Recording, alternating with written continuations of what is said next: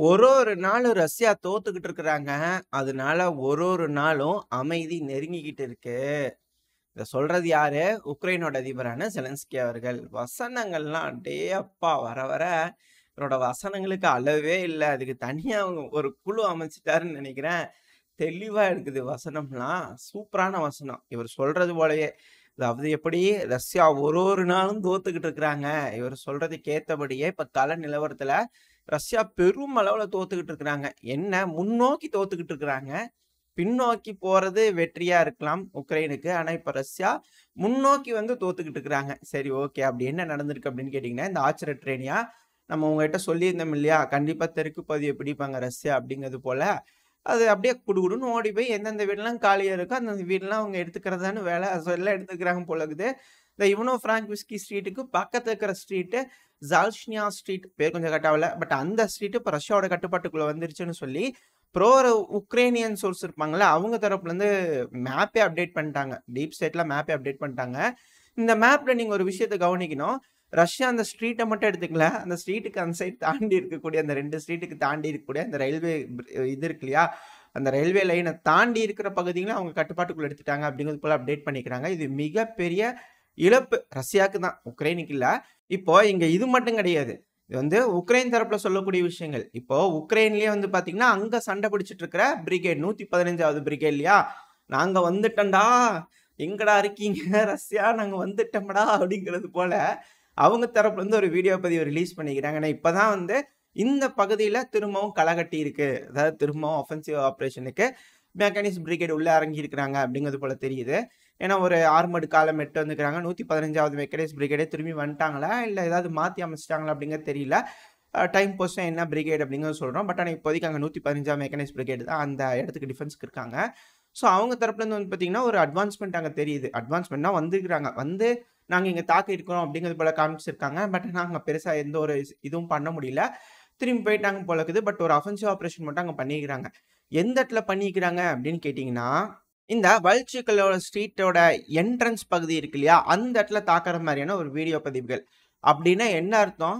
Russians இந்த street முழுசுமே, அந்த தெற்கு பகுதி முழுசுமே ஆர்ச்சரிட்ரேனியாவ அவங்க கட்டுப்பாட்டுக்குள்ள எடுத்துக்கிட்டு முழுவதும் அவங்களோட கட்டுப்பாட்டுக்குள்ள கொண்டு வந்துட்டாங்க. இப்ப அத அடிச்சு பிடிக்கிறதுக்காக அஃபென்சிவ் ஆப்பரேஷனுக்காக உள்ள இறங்கியிருக்கிறாங்க மெக்கானிஸ்ட் பிரிகேட். இது ஒரு வேள 47வது மெக்கானிஸ்ட் பிரிகேடா இருக்கலாம்னு சொல்லப்பட்டு வருது. பட் ஆனா இருக்கலாம். வாய்ப்பு இருக்கலாம். அப்படி இல்ல 115வது பிரிகேடே வந்து அடிச்சிருக்கலாம். பட் எதுவா இருந்தாலும் இந்த இடத்துலலாம் மீட்டெடுக்க கிடையாது இப்போ வரைக்கும் அவங்க. இதுல வந்து உக்ரைன் தரப்புல இருக்கக்கூடிய சோர்சஸ் படி என்ன, அந்த 2 ஸ்ட்ரீட்லயுமே ரயில்வே லைன தாண்டி அந்த இடத்துல ரஷ்யன்ஸ் இருக்காங்க பிரசன்ஸ் அப்படிங்கிறது போல சொல்லியிருக்கிறாங்க இல்லையா? அந்த ஒயிட் கலருக்கெல்லாம் சண்டை நடக்கிற பகுதி அப்படிங்கிறது போல சொல்றாங்க. பட் அந்த திக் ரெட்டா இருக்கலாம் ரஷ்யாவோட கட்டுப்பாட்டுக்குள்ள வந்துருச்சு அப்படிங்கிறது போல அர்த்தம். ஆனா ப்ரோ ரஷ்யன்ஸ்லாம் என்ன சொல்றாங்கன்னா, அந்த ரயில்வே பிரிட்ஜ தாண்டி இந்த வல்ச்சினோ ஸ்ட்ரீட் இருக்கு இல்லையா? இந்த ஸ்ட்ரீட்டுக்கு வரைக்குமே தெற்கு பகுதியில ஆர்ச்சரிட்ரேனியோல பகுதியில வந்து முன்னேறிட்டாங்க அப்படிங்கிறதால சொல்லப்பட்டு வருது. இதுக்கு முன்னாடி வந்து பார்த்தீங்கன்னா, ரஷ்ய தரப்புல இருந்து வீடியோ பதிவுகள் வந்தது. பயங்கரமான ஆர்ட்டிலரி தாக்குதல்கள், எம்எல்ஆர்எஸ் தாக்குதல்கள் அந்த ஆர்ச்சரிட்ரேனியோட அந்த மேற்கு பகுதியில வந்து நடத்தியிருந்தாங்க ரஷ்யன்ஸு. ஸோ இதுலருந்து பார்க்கும்போது கூடிய விரைவில இந்த ஆர்ச்சரிட்ரேனியாவ உக்ரைனியன்ஸ் மறந்துட வேண்டியதுதான். நம்ம முன்னாடியே சொன்னபடி தான். இந்த ஸ்ட்ரீட் கீழ பிடிச்சு வச்சுக்கிறாங்களே இவனோ ஃப்ராங்க்விஸ்கி, இந்த ஜல்ஷிஷ்னா ஸ்ட்ரீட், அப்புறம் இந்த வல்செஸ்லோ ஸ்ட்ரீட், இந்த பேர் கொஞ்சம் கரெக்டாவல. அந்த ஸ்ட்ரீட்டுக்கு கீழ வந்து பார்த்தீங்கன்னா, மர வரிசைகள் இருக்கு. ஸோ அத பிடிச்சாங்கன்னா சொலோவியோவும், நோவோபாக்முட்கா கண்டிப்பா செட்டில்மெண்ட் ஃபுல்லா ரஷ்யாவோட கட்டுப்பாட்டுக்குள்ள வந்துருச்சுன்னா, அந்த அந்த நெக்ஸ்ட் டிஃபென்ஸ் பெல்ட்ட நோக்கி ரஷ்யன்ஸ் போயிருவாங்க. அந்த காலி நிலப்பரப்புகள்லாம் ரொம்ப நாளைக்கு வந்து தாக்குப்பிடிக்க முடியாது. சீக்கிரமா டெரிட்டோரியல் டிஃபென்ஸ் பிரிகேட் அங்கருந்து பின்வாங்கிருவாங்க. மேபி 1, 2 ஏதாவது ஹோல்ஸ் இருக்கலாமா இருக்கும். உக்ரைனியன்ஸ்க்கு அதான் ட்ரென்ச் லைன்லாம் இருக்கும். பட் ஆனா சீக்கிரமா அங்கருந்து பின்வாங்கிருவாங்க அப்படிங்கிறது தான் ஒரு கருத்து. இந்த ஸ்லோவியூக்கும் அடுத்த டிஃபென்ஸ் பெல்ட்ல வந்து பார்த்தீங்கன்னா, நோவோபக்ராவ்ஸ்க்கு, நோவோஷில்கா பெர்ஷா அடுத்தது சண்டையெல்லாம் இங்க தான் நடக்க போகுது அப்படிங்கிறதுல மாற்று கருத்து இல்ல. இந்த இடத்துல பார்த்தீங்கன்னா, ஒரு ரிவர் மாரி போயிட்டு இருக்கு இல்லையா? இது பேர் வௌச்சா ரிவர் அப்படிங்கிறதோட சொல்லுவாங்க. ஸோ இங்கேயும் வந்து பார்த்தீங்கன்னா, இந்த செட்டில்மெண்ட்ஸ்ல வந்து 2 பிரிக்குது. மேல ஒரு பகுதி, கீழ ஒரு பகுதின்னு சொல்லிட்டு தெற்கு பகுதி ஒரு பகுதி, வடக்கு பகுதி ஒரு பகுதின்னு. முதல்ல வந்து இந்த தெற்கு பகுதி ஃபுல்லா ரஷ்யா பிடிக்கிறதுக்கு வாய்ப்பு இருக்கு. இல்ல இந்த சொலோவியோலாம் தாண்டிட்டாங்கன்னா, அந்த சொலோவியோல வந்து பார்த்தீங்கன்னா, அந்த இடத்துல அந்த வோச்சா ரிவரோட ஒரு கிளை வந்து பிரியுது. ஸோ எந்த பக்கம் கால் எடுத்து வைக்கிறாங்க ரஷ்யன்ஸ் அப்படிங்கிறது பொறுத்து தான் அடுத்த முன்னேற்றம் இருக்க போகுது. ஸோ ஆர்பிகாவோட டைரக்ஷனை ரஷ்யா வந்து முழுமையாக செக்யூர் பண்ண போகுது. இந்த ஆச்சரியட்ரேனியா விழுந்துச்சுன்னா அவ்வளோதான், அது ஃபுல்லாக செக்யூர் ஆகிடும். ஸோ ஃப்ளாங்க்ஸ் எல்லாத்தையும் ஸ்டெடி பண்ணுறாங்க, ரஷ்யன்ஸ் வந்து ஸ்ட்ராங் பண்ணிட்டாங்க அப்படின்னா இதுக்கப்புறம் வந்து உக்ரைனியன்ஸ் இதை குடையிறதுங்கிறதெல்லாம் சாத்தியமே இல்லை. ரொபோத்தேனியில் குறைஞ்சதுக்கே 1,00,000 பேத்துக்கு மேலே காலி. அது ரஷ்ய தரப்பு சொல்றது பார்த்தீங்கன்னா 1,63,000 பேத்துக்கு மேலே அந்த டைம்ல அஃபென்சிவ் ஆப்ரேஷன் எடுத்தாங்க இல்லையா, கேஷுவாலிட்டிஸ் அப்படிங்கிறது போல சொல்லியிருக்கிறாங்க. ஸோ இதெல்லாம் வச்சு பார்க்கும்போது இதுக்கப்புறம் இந்த பகுதிகள்லாம் வந்து இப்போ அமெரிக்க தரப்புல இருந்து 61 பில்லியன் கொடுக்குறாங்க இல்லையா, அதெல்லாம் கொடுத்தாலும் வாய்ப்பில்லை அப்படிங்கிறத பெரும்பான்மையான கருத்து, என்னோட முழுமையான கருத்து அதுதான். உக்ரைனால இதுக்கு மேலே அஃபென்சிவ் ஆப்ரேஷன் பண்ணி ஒரு பகுதியை மீட்டெடுக்க முடியும் அப்படிங்கிறதெல்லாம் சாத்தியமே இல்லை. ஏன்னா ரஷ்யன்ஸ் வந்து ஒரு பகுதி வந்து கால்குலேட் பண்ணி எடுக்கிறாங்க. அப்படி எடுக்கும்போது அந்த இடத்த வந்து ஸ்ட்ராங் பண்ணிக்கிறாங்க. ஸோ பக்கவாட்டு தாக்குதல் அதெல்லாம் வந்து எதுவும் நடக்காத மாதிரியான பார்த்துக்கிறாங்க. ஏன்னா நம்ம சொல்கிறோம் இல்லையா, இப்போ சொலோவியோ வந்து ரஷ்யா தாக்குறாங்கன்னா அது பக்கவாட்டு தாக்குதல், பின்னாடி பின்புறமாக வந்து தாக்குதல் பண்ணுறது, சுற்றி ஒழிச்சு வந்து தாக்குதல் பண்ணுறது, கட்டங்கட்டி பிடிக்கிறாங்க இல்லையா. இது போல் ஒரு செட்டில்மெண்ட்டையும் கட்டங்கட்டினா தான் பிடிக்க முடியும். நேராக போய் அப்படியே செவுத்துல மோதுற மாதிரி மோதிட்டு இருந்தா ஒன்றும் வேலைக்காகாது. இதுதான் அங்கே நடந்துட்டு இருந்தது இந்த ரொபோத்தேனி பகுதியில். அந்த ஒரு காரணத்தினால தான் உக்ரைனால எதுவும் பண்ண முடியல. சரி, ஓகே, இப்போ விஷயத்துக்கு வருவோம். திரும்ப ஜெலன்ஸ்கி அவர்களோட ஸ்டேட்மெண்ட்டுக்கு வருவோம். ஸோ அவரோட ஸ்டேட்மெண்ட் படி பார்க்கும்போது ரஷ்யா வந்து நாளுக்கு நாள் அப்படியே அட்வான்ஸ் ஆகி தோத்துக்கிட்டு இருக்கிறாங்க அப்படிங்கிறத புரிஞ்சுக்கலாம். இப்போ அடுத்தது வந்து பார்த்தீங்கன்னா இந்த அமெரிக்கா எய்டு கொடுக்க போறாங்க இல்லையா, இதனால உக்ரைன் வந்து ஜெயிக்கிறதுக்கு ஒரு வாய்ப்பு இருக்கு அப்படிங்கிறாரு.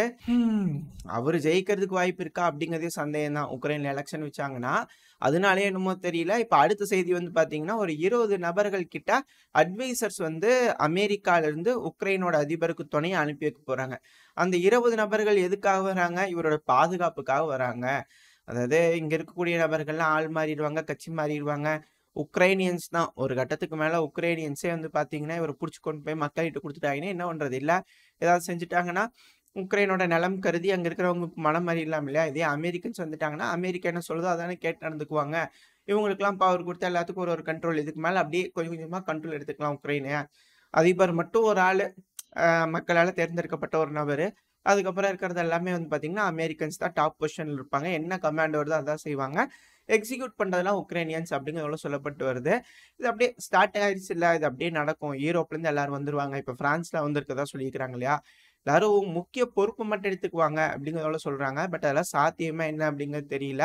இப்படி ஒரு வதந்தி போயிட்டு இருக்கு. இன்னொரு வதந்தி என்ன, அதாவது 20 பேர் வர்றது செய்தி புரியுதுங்களா. அட்வைசர்ஸ் வந்து ஜெலன்ஸ்கி அவர்களுக்கு துணையா இருக்க போறாங்க அவர் ரிட்டர்ன் வரும்போது, அவரோட பாதுகாப்பு கருதின்னு நினைக்கிறேன். இன்னும் சிலர் வந்து என்ன சொல்றாங்க அப்படின்னா, இந்த மே 21க்கு அப்புறம் வந்து பாத்தீங்கன்னா ஜெலன்ஸ்கி அவர்களுக்கு பவர் கிடையாது. அப்படி பவர் இல்லைன்னா என்ன நடக்கும், இந்த உக்ரைன்ல வந்து பாத்தீங்கன்னா புரட்சிகள் வெடிக்கும். ரஷ்யா தரப்புல என்ன சொல்லுவாங்க, இங்க பாருங்க நீங்க தேர்ந்தெடுத்த அதிபரே கிடையாது அவரு, நீங்க தேர்ந்தெடுங்க ஒரு அதிபரை ஃபர்ஸ்ட், அதுக்கப்புறம் நீங்களே உங்களோட முடிவுகளை எடுங்க அப்படிங்கிறது போல எல்லாம் சொல்லி புரட்சிகள் வெடிக்க ஆரம்பிச்சு அப்படின்னா உக்ரைன்ல இருக்கக்கூடிய மக்கள்லாம் ஆல்ரெடி பொங்கி வழிஞ்சுக்கிட்டு இருக்காங்க. ஏன்னா பார்க்குறவங்களாம் பிடிச்சி கொண்டு போய் மொபைலேஷன் இழுத்துட்டு போட்டுருக்காங்கன்னா ஒரு கட்டத்துக்கு மேலே கலவரம் உண்டாகும். புரட்சி வெடிச்சதுன்னா ஆட்சி கவிழ்ப்பு நடக்கும் இல்லையா, அது நடக்காமல் இருக்கிறதுக்காக இப்போ இந்த 20 பேர் வந்திருக்கிறாங்க. ஒருவேளை அப்படி நடக்கும் பட்சத்தில் ஒரு இக்கட்டான சூழல் அப்படிங்கிற பட்சத்தில் உடனடியாக ஜெலன்ஸ்கி அவர்களை வெளியேற்றணும் இல்லையா உக்ரைன்ல இருந்து, அதுக்காக இந்த 20 நபர்கள் போயிருக்கிறாங்க அப்படிங்கிறது போல சொல்லப்பட்டு வருது. என்ன ஏது அப்படிங்கிறது தெரியல. அதாவது இப்ப இருக்கக்கூடிய சூழ்நிலை வந்து 2ஆம் உலகப் போரோட ஒத்துப்போகுது அப்படிங்கிறது போல சொல்லப்பட்டு வருது. காரணம் என்னன்னா, இப்படித்தான் இந்த நாசி படை இருக்கிறாங்க இல்லையா, ஹிட்லர் அவர்கள் இறந்துட்டாரு அப்படிங்கிற செய்தி இந்த டைம்ல பரவ ஆரம்பிக்கிற அந்த டைம்ல ஃப்ரண்ட் லைன்ல வந்து பாத்தீங்கன்னா இப்படித்தான் இந்த சோவியத் யூனியன் இருக்கிறாங்க இல்லையா, அந்த ரெட் ஆர்மி முடிஞ்ச வரைக்கும் போய் போய் நின்று ஒரு இடத்த பிடிச்சுக்கிறது தான் ஸ்ட்ராட்டஜிக்கான இம்பார்ட்டன்ட் பொசிஷன்லாம். ஏன் அப்படின்னா இந்த ஜெர்மனில வந்து என்ன செய்யுதுன்னு தெரியல, கமாண்ட் கொடுக்கறதுக்கு ஆளுங்க யாரும் கிடையாது. ஆனா சோவியத் யூனியன் சைட்ல வந்து பாத்தீங்கன்னா கமாண்டர்ஸ்லாம் எல்லாரும் இருக்காங்க. அவங்க ஆர்டர் கொடுப்பாங்க, போய் போய் முன்னாடி புடி புடி அப்படிம்பாங்க. ஸோ சப்ளைஸ்லாம் ஒரு எல்லாம் நடக்கும். ஸோ இந்த இடத்துல வந்து பார்த்தீங்கன்னா இந்த வீரர்களுக்கு துப்பாக்கி இருக்காது, சண்டை பிடிக்கலாமா வேண்டாமா தோத்துட்டோமா என்ன ஆகும் அப்படிங்கிறது தெரியாது. ஏன்னா அங்கே வந்து ஹிட்லர் இல்லை. ஸோ அடுத்த அரசாங்கம் யார் கூட பேச்சுவார்த்தை நடத்த போகிறாங்க, அங்கே ஒரு அரசாங்கம் வந்து அந்த அரசாங்கம் சமாதான பேச்சுவார்த்தை கூப்பிட்டு அதுக்கப்புறம் உட்காந்து பேச்சுவார்த்தை நடத்தி அதுக்கப்புறம் தான் டிசிஷன்லாம் வரும். ஸோ அந்த டைம் பீரியட் கேப்புக்குள்ளே எந்த அளவுக்கு முன்னேற முடியுமோ அந்த அளவுக்கு முன்னேறுவாங்க. அப்பெல்லாம் ஓடுறது தான், முன்னாடி போய் போய் அந்த இடத்த பிடிக்கிறது தான். ஸோ அதே போல் ஒரு சுச்சுவேஷன் தான் இங்கே. அதனால தான் இந்த ஆர்ச்சர் ட்ரெயினியெல்லாம் ஈஸியாக ரஷ்யன்ஸ் வந்து கவர் பண்ணிக்கிறாங்க. அதே மாதிரி நடக்குதுங்க அப்படிங்கிறதோட சொல்லப்பட்டு வருது. இது போல பேசப்பட்டு வருது, இருக்கிறத நான் உங்ககிட்ட சொல்கிறோம். நீங்கள் இதை அலசி ஆராய்ஞ்சு எது உண்மை எது பொய் அப்படிங்கிறத எடுத்துக்கணும். ஒரு வேளை இருக்குமோ, இங்கே இருக்கக்கூடிய உக்ரைன் அதிபரை வந்து தூக்கிட்டு போயிட்டு அவ்வளோதான் அதிபர் இல்லை, இங்கே யார் அதிபர் ஒரு சைடுல வந்து பார்த்தீங்கன்னா ராணுவம், அவர் அதிபரே கிடையாது. அவர் சொல்றதெல்லாம் நாங்க எடுத்துக்க மாட்டோம். அப்படிங்கிறது போல ஒரு பிளவா பிரிஞ்சுட்டாங்க அப்படின்னா என்ன பண்றது? கேள்விகள் இருக்கு இல்லையா? கேள்விகள் இது போல பலது இருக்கு. அப்புறம் உக்ரைன்ல எலக்ஷன் வருமா? வராதா? ஒரு வேளை எலக்ஷன் வருதுன்னா, இவருக்கு கூட மேற்குலக நாடுகளுக்கு தெரிஞ்ச மாரி, ஆதரவா இருக்கிற மாரி வேற ஏதாவது ஒரு நபர் நின்னா, ஜெயிப்பாங்களா? மாட்டாங்களா? அப்படின்ற கேள்விகள்லாம் இருக்கு.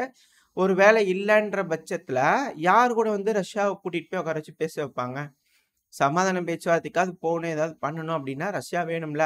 சரி அல்டிமமே குடுத்தாலும், இவரு குடுக்குற அல்டிமம்லாம் ரஷ்யா ஏத்துக்க போதில்ல. மே 21க்கு அப்புறம். ஸோ, இதெல்லாம் ஏகப்பட்ட கேள்விகள் இங்க வந்து இருக்கு. இதுக்கான பதில்கள் மேற்குலக நாடுகள் என்ன செய்ய போறாங்க அப்படிங்கிறதுல தான் இருக்கு. இன்னும் சிலர் நம்ம ஆல்ரெடி உங்ககிட்ட டிஸ்கஸ் பண்ணது தான். உக்ரைன்ல இருக்கக்கூடிய எல்லா பகுதியிலயும் தனித்தனியா பிரிச்சுருவாங்க. தனித்தனியா பிரிச்சு ஒரு ஒரு நாடும் ஒரு இதுக்கு பொறுப்பேத்துக்கிட்டு, அந்தந்த இத வந்து அவங்கவங்க பாதுகாப்பாங்க. இந்த மே 21க்கு அப்புறம் அந்தந்த பகுதிகள அவங்கவங்க பாதுகாக்கும்போது, தனித்தனி அரசாங்கங்கள அங்கீகரிச்சு, அந்த இடத்துல எலக்ஷன கொண்டு வந்து அங்க ஒரு நபர தேர்ந்தெடுத்து ஒரு டிரான்சிஷனல் பீரியட் கொண்டு வந்து எலக்ஷனே வைப்பாங்க அப்படிங்கிறது போல சொல்லப்பட்டு வருது. ஏகப்பட்ட வதந்திகள் இருக்கு. பட் இதுல எது சாத்தியம், எது சாத்தியம் இல்ல அப்படிங்கிறது தெரியல. ரஷ்யாவும் ஒரு சைடு அஃபென்சிவ் ஆப்பரேஷன் தயாராயிட்டு இருக்கிறாங்க. ஸோ என்ன நடக்க போகுது அப்படிங்கிறத பொறுத்திருந்து தான் பார்க்கணும். இதோட இந்த பதிவை நான் முடிச்சுக்குவோம். இந்த பதிவு எப்படி இருக்கு? உங்களுக்கு பிடிச்சிருக்கா? பிடிச்சுனா லைக் பண்ணிட்டு உங்க ஃப்ரெண்ட்ஸ் அண்ட் ஃபேமிலியோட ஷேர் பண்ணிக்கோங்க. அது கூடவே மறக்காம இந்த பதிவு எப்படி இருந்துச்சு அப்படின்ற உங்களோட கருத்துக்களை கமெண்ட் செக்ஷன்ல சொல்லுங்க. இந்த பதிவு நல்லா இருந்திருக்கும்னு நம்பிக்கையில அடுத்த பதிவுல உங்களை சந்திக்கிறேன். அது வரைக்கும் ஸ்டே சேஃப். By by.